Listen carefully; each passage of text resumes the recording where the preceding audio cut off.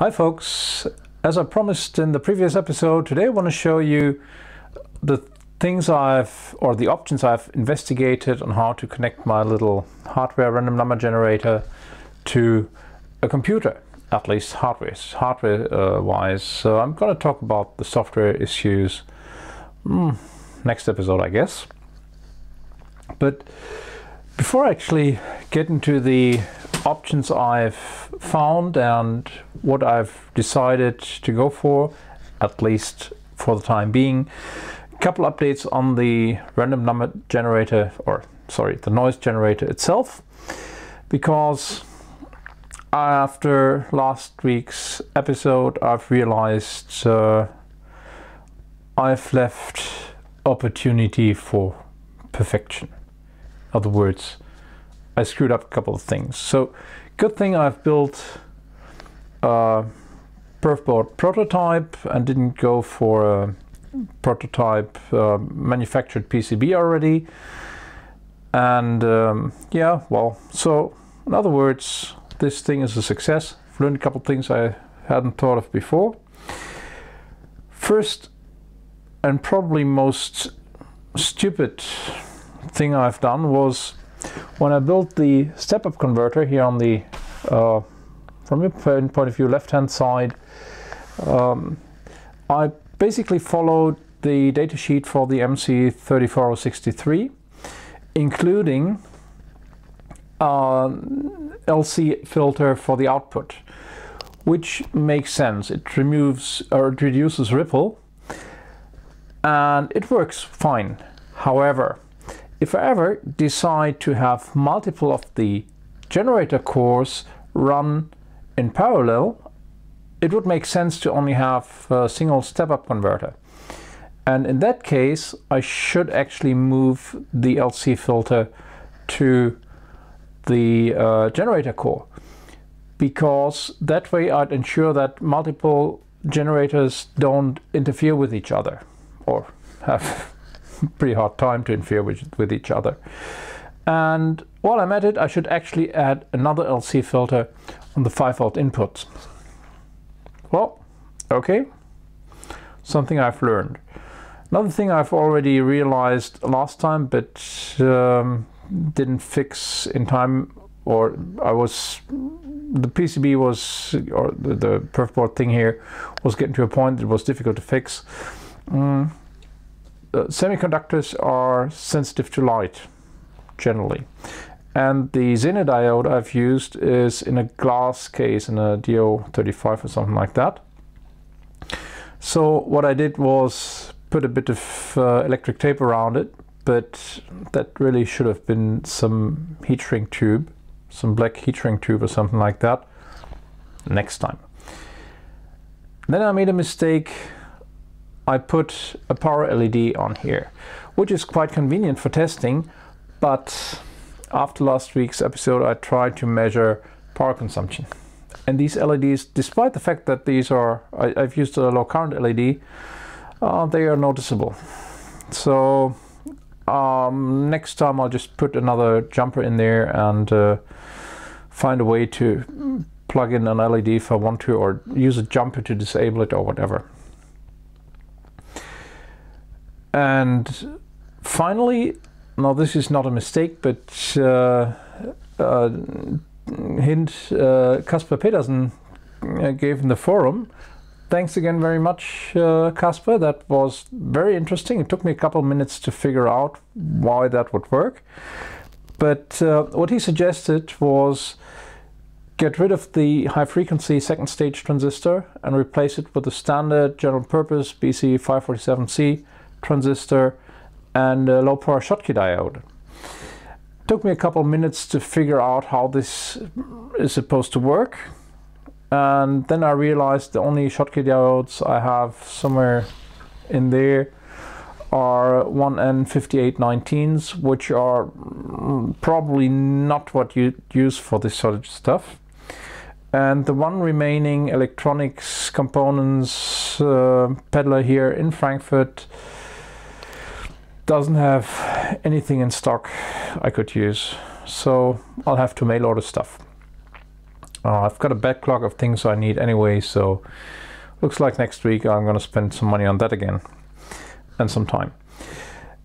Anyway, with Casper's suggestion, if that works, and I'm pretty sure it does, it means, okay, downside is one more component on the board, so 2 more solder joints to do. Well, okay, big deal really.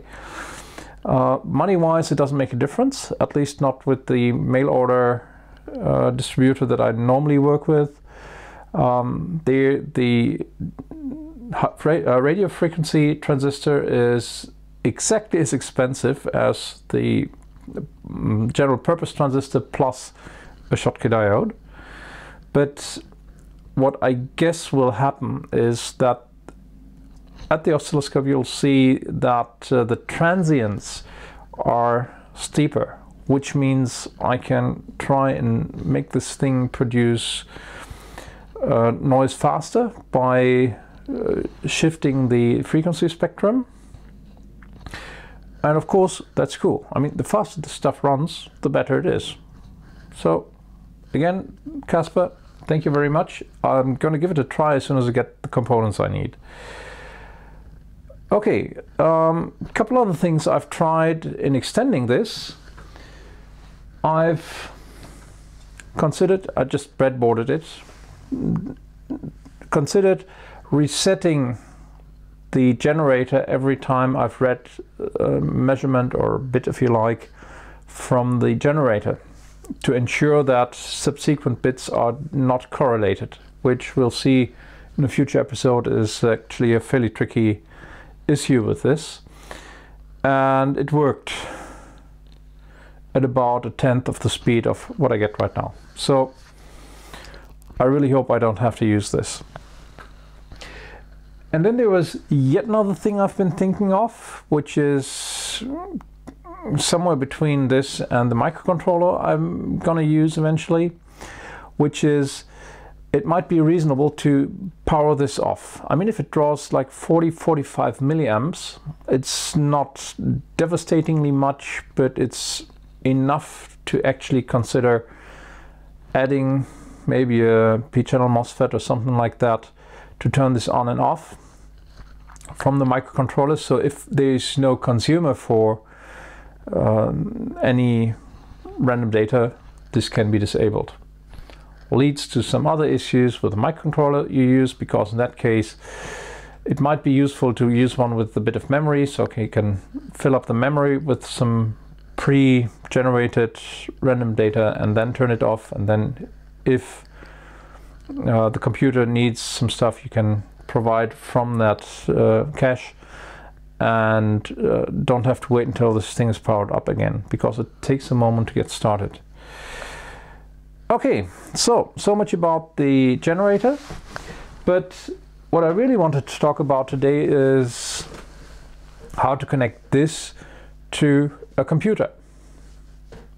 Number of options, and I've pretty much decided there are a couple options that I don't like, a couple options that might be necessary, some other stuff doesn't work out, and then there's of course the one way I'm currently messing around with and trying to get up and running.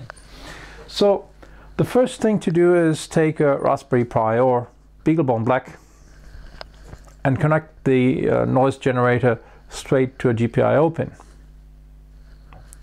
Fairly simple, straightforward, minimum of hardware. Only problem is, what if you use a computer that doesn't have a GPIO pin, like a standard PC, notebook, maybe even a tablet, which is going to be a completely different story again. Not really much of an option at this point. However, there's some idea for the future that has crossed my mind, which is use a BeagleBone Black. And actually the BeagleBone Black is better suited for that than a Raspberry Pi, because it has some onboard flash I can use for the operating system. Make it a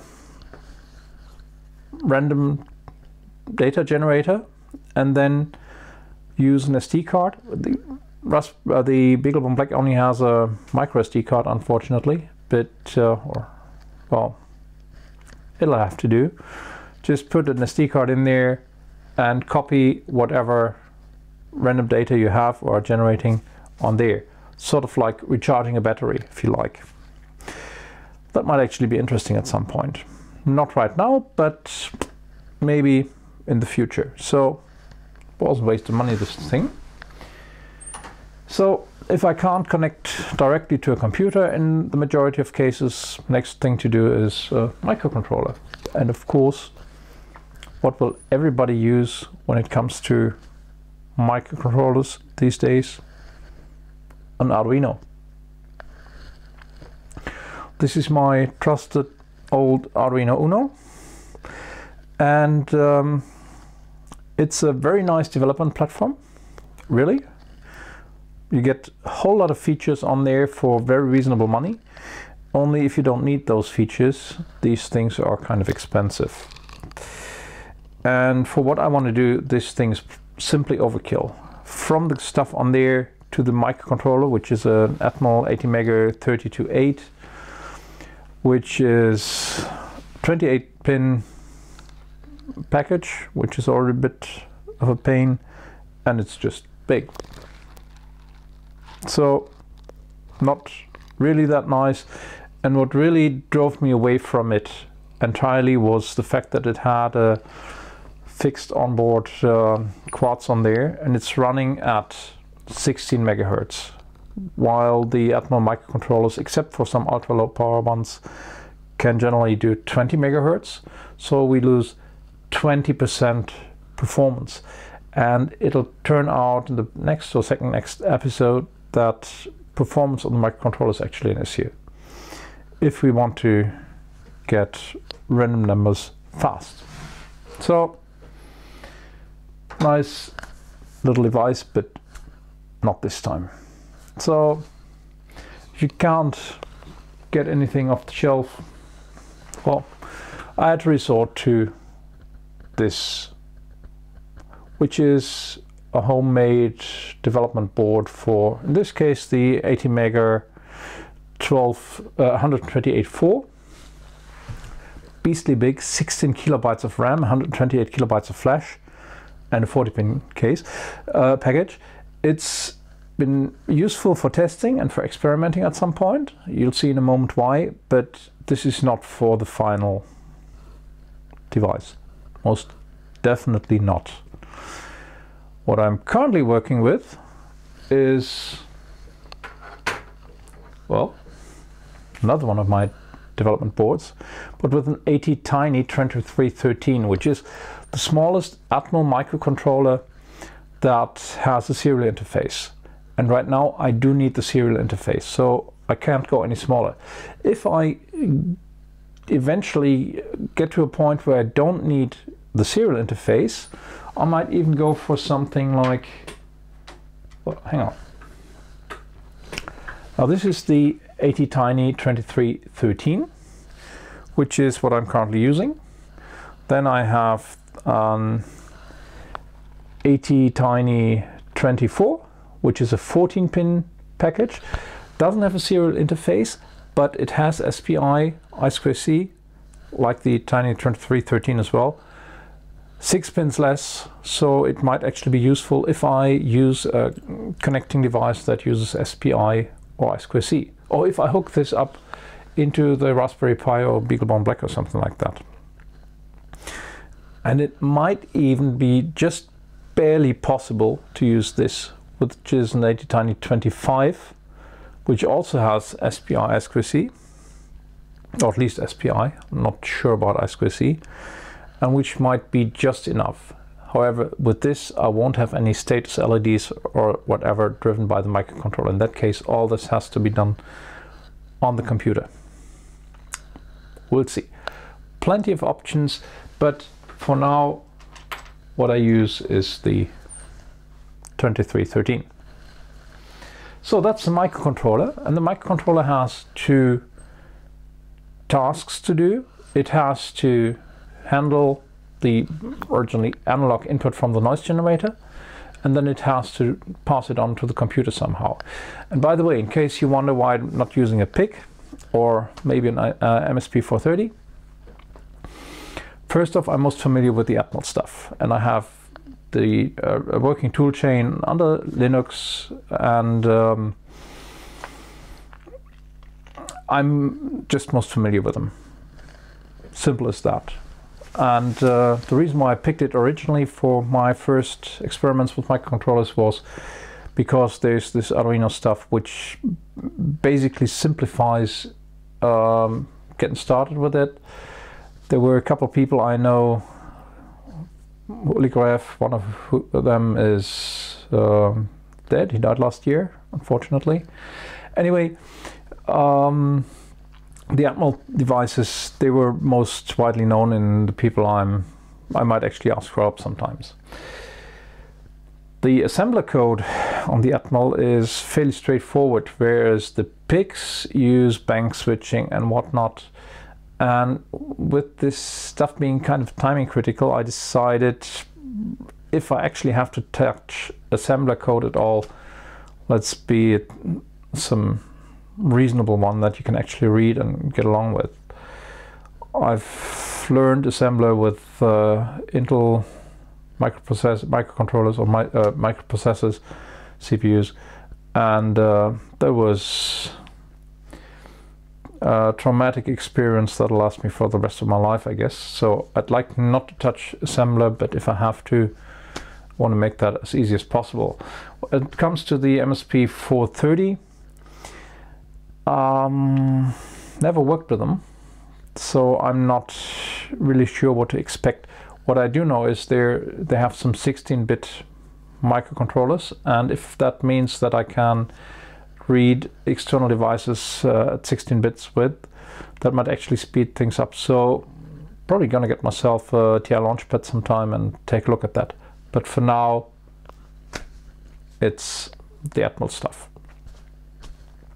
Not a matter of religion, and I might actually change my mind at some point in time, but I just want to get to a point where I actually have something that works, and then I can start to optimize individual modules rather than trying to get one module done perfectly and then never get finished because, well, you're never sure if these things actually work.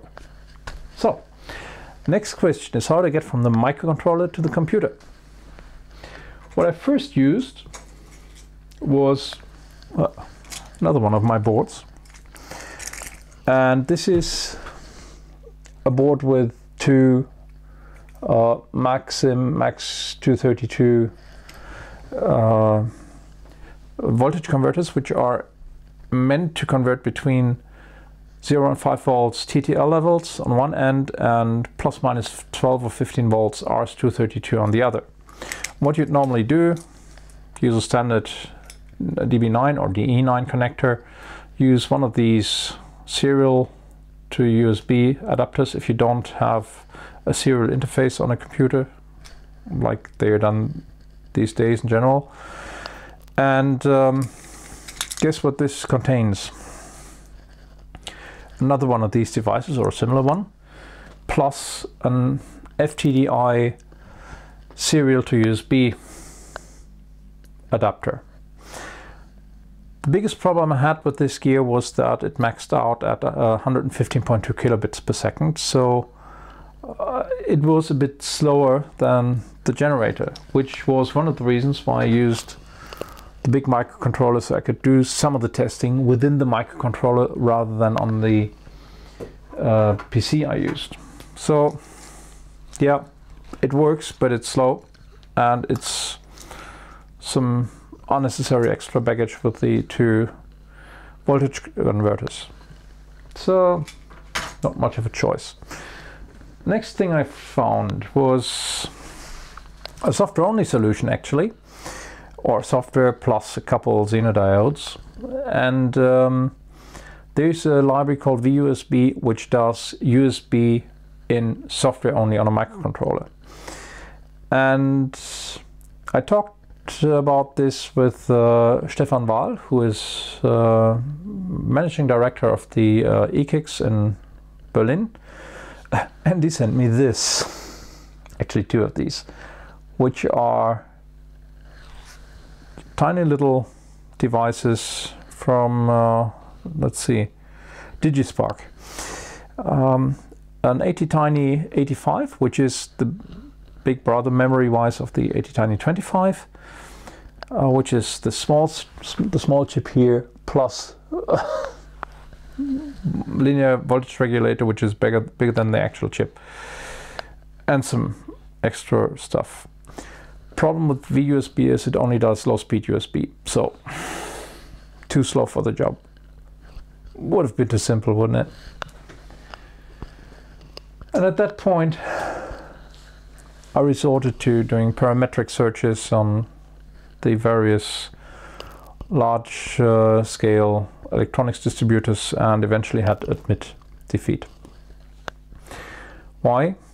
Because the only two chips that I found that I could use as an adapter from microcontroller to PC were these. And as you see, they are both SMD. This one is the cheaper one. It's a microchip MCP2210, which does SPI to USB, so I could use it with an ATtiny 25, maybe. And it's available in SOIC and I think SSOP as well. But SOIC is the simplest one I could get, so I had to put it on one of these, this is SparkFun, Breakout boards. They're selling them rather reasonably priced, unlike some other manufacturers. Problem here is I've eventually found out this one is HID, a human interface device, and as such it would require some driver programming. Might get away doing that in user space, but still I'd have to port it between different operating systems, and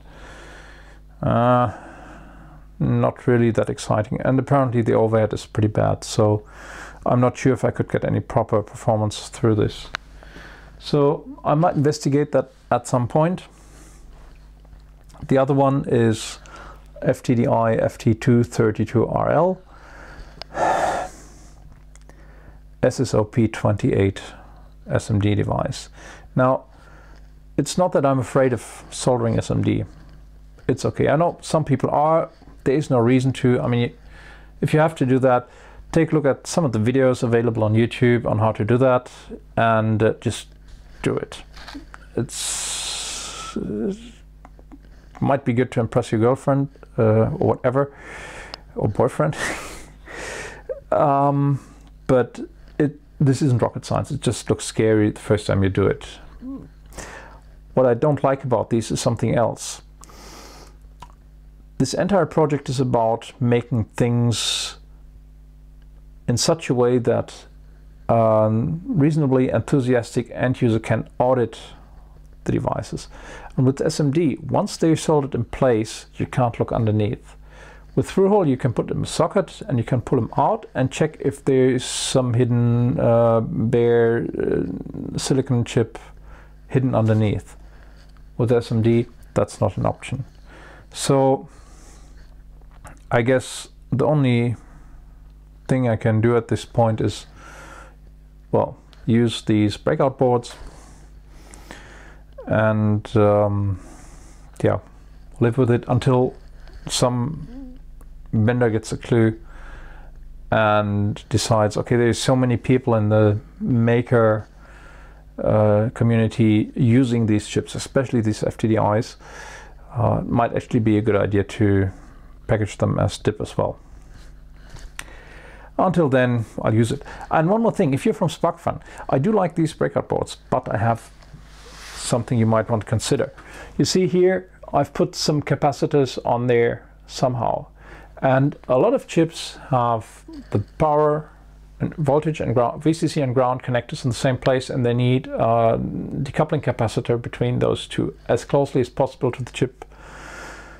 And maybe put two extra pads on there so people could solder an SMD capacitor in there right on the board. That would be cool. I'd buy that. Okay?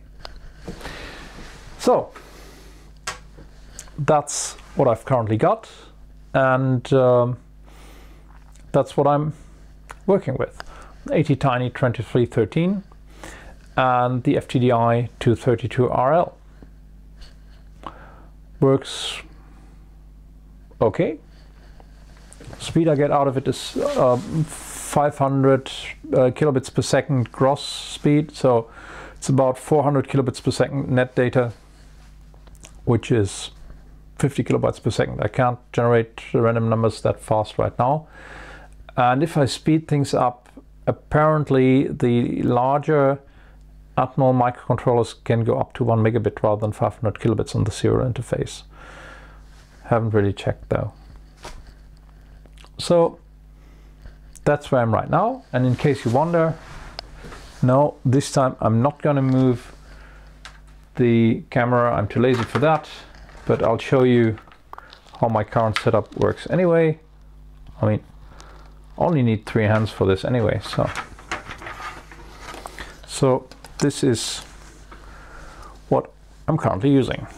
The FTDI chip, the Tiny 2313. Yes, I've got 2 of these breakout boards, and my generator and step-up converter module. The only thing you haven't seen last time is this one wire, because there's something I figured out since last week, which is that the random number generator running at full speed may actually cause a system load on the Raspberry Pi I'm using as a computer of about 10%. And it just makes sense to use hardware flow control. So if there is no consumer on the computer side, the random number generator stops sending random data, generating interrupts that way.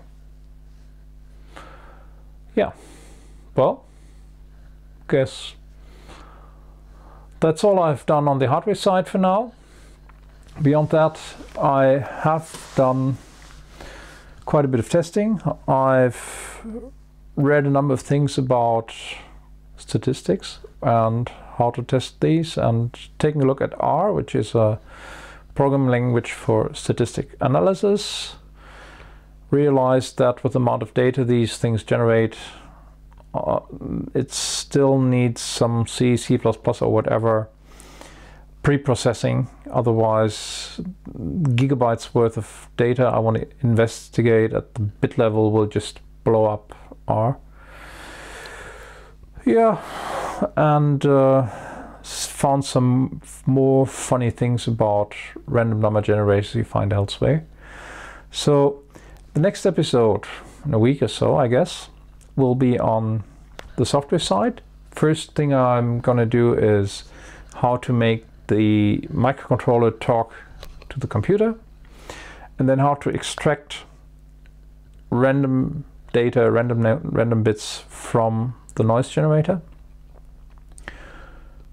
And after that, it'll be testing, measuring, and figuring out how to detect if your device has been tampered with or is otherwise broken while it is in operation, because that's one of the really important things you want to do with these things. Have some sort of driver that basically decides, okay, this device is broken, I can't use it, and stop. Hopefully even produce an error message. So that's what I've been working on. That's what's gonna be scheduled next, sort of. If you have comments, if you have suggestions, questions, come over to the forum at www.stepladder-it.com/BIVBlog/27.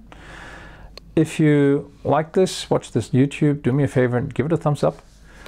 And in any case, hopefully see you again next week or so. Bye.